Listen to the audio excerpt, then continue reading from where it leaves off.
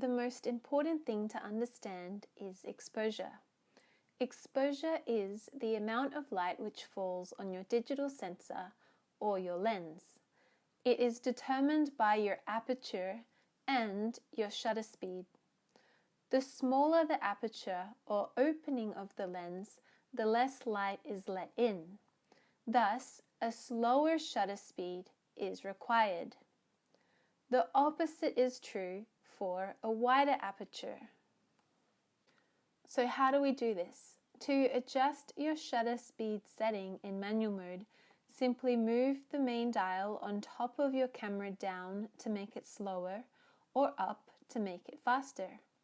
To adjust the aperture, simply come to the back of the camera and rotate the quick dial left to make it wider or right to make it smaller. Practice makes perfect, but don't worry if you don't get it exactly right. Photoshop allows us to adjust our exposure in our RAW files.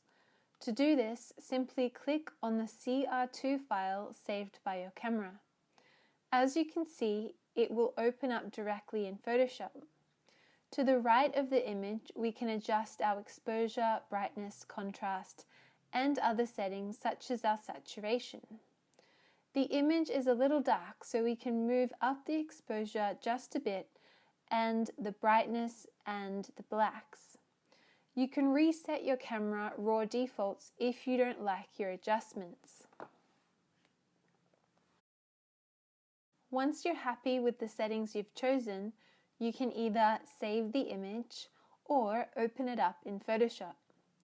When your image has opened in Photoshop, you can continue to apply more effects under the File menu, or you can save your file for print under the File and Save option.